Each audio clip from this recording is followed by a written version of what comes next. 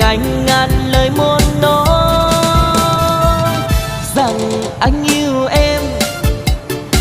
yêu ngay phút ban đầu, tình cờ mình quen nhau, trong ánh mắt em trao.